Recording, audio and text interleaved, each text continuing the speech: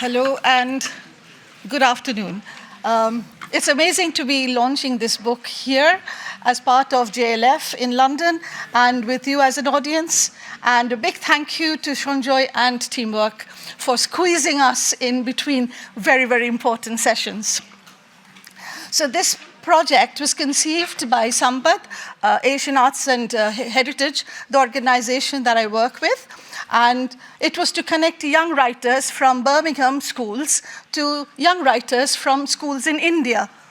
And we had over 400 entries, and the selection have been published in this book. I Have a Dream was the provocation, and we enabled them to write whatever they felt was going to be their aspiration and their dream of a world they are inheriting. We do believe that the future world belongs to young people, 8 to 16-year-olds. They're inheriting a world that we are leaving behind, and they have a right to inform and tell us what they aspire for, what their dreams are. And I'm absolutely delighted that Iona is doing this launch for us. Thank you. Hi, everyone. So before I say anything, I'd just like to express my gratitude to Piali Ray, SAMPAD, and Jaipur Literature Festival for allowing me to share this platform today with so many inspirational voices, many of whom I grew up reading and listening to.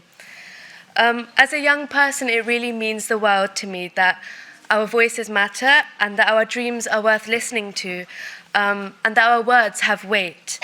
And that's exactly what the book we're launching today, I Have a Dream, seeks to affirm. It's a collection of writing from students across India and Birmingham, and I think it stands as living proof that young people are not only paying attention to the world around them, but they are actively reimagining how to remake or refashion it. For me, literature was never really treated as a distant or elite luxury. Thankfully, it existed in ubiquity, from the shelves of our family home to the library my mother took me to every day as a toddler. Books formed the quiet architecture of my childhood. They weren't ornamental, they were ordinary and woven into the fabric of everyday life, and yet they offered extraordinary escape routes. My family migrated from India when I was just 2 years old, and as a child, I floated in a strange in-between for a while, without words. I couldn't yet speak English, and I hadn't learnt Bengali, my mother tongue, since I'd grown up in Bangalore and only knew a few phrases of Kannada, yet nothing I could verbally communicate with to those around me. I existed in a kind of silence, and I remember being painfully shy, almost paralyzed by the fear of speaking. I would literally burst into tears if anyone unfamiliar spoke to me, and in certain settings, I was almost entirely mute. My parents began to proactively speak English at home, and language slowly began to take root. But still, it was books, quiet, patient, and forgiving, that taught me how to make sense of the world around me, and eventually, the world within.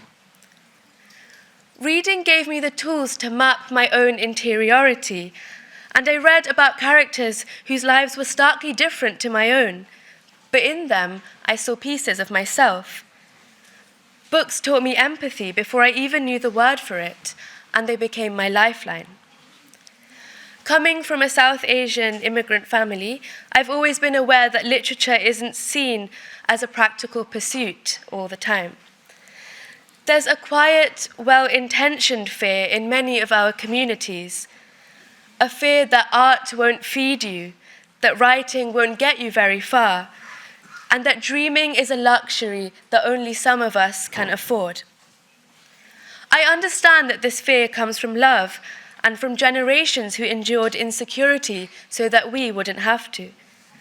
But my parents, while conscious of these fears, refused to limit my imagination. They encouraged it and ignited it through reconnecting me with my roots, a vast and rich repertoire of Bengali literature too. I still remember the first book I bought in Brick Lane, which helped me to learn how to read and write the curlicues of my mother tongue. Those volumes with soft covers and faded spines, holding the poetry of a language I was still learning to love. Those books taught me that my mother tongue was not an additional burden, but a gift and a foundation which eventually allowed me to write my own poetry, but also translate Bangla poetry into English. Not just to share the beauty of it with others, but to affirm that both languages could coexist within me. And now, as a first-year English student at Oxford, I'm really grateful to be able to apply these skills of translating literature across cultural contexts to my degree. And that's why this book, the title of which, of course, echoes Martin Luther King's famous speech, feels especially powerful to me. It stands as a bridge between continents, cities, and modes of thought, connecting the imaginations of young people in India and in Birmingham, the city I call home. And through their words, we see that imagination is not bound by geography, race, or class. These young writers are not just dreaming about their personal futures, they're envisioning what the world could look like. And I think that's incredibly radical in a world which often threatens the very act of imagining anything beyond profit and productivity. Where dreams can feel like a luxury, these young writers remind us that dreaming is a form of resistance. Through their words, they're sketching out new possibilities, and I'm proud that this book helps to hold space for that. I hope that this book reminds us that storytelling is a kind of seed planting in a way. That words, especially when they come from the hearts and minds of young people, can cultivate new ways of thinking, being, and becoming. And I'm so proud that we are using language not just to describe the world as it is, but to nurture the dreams of what it could be. And so without further ado, I'd like to unveil I Have a Dream.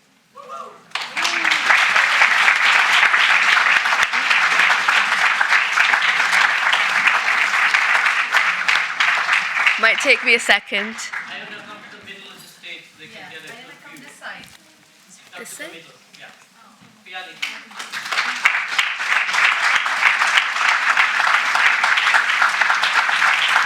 Can you both step around the screen? Come over because you're getting the wrong line. Oh, Yeah. this is choreography.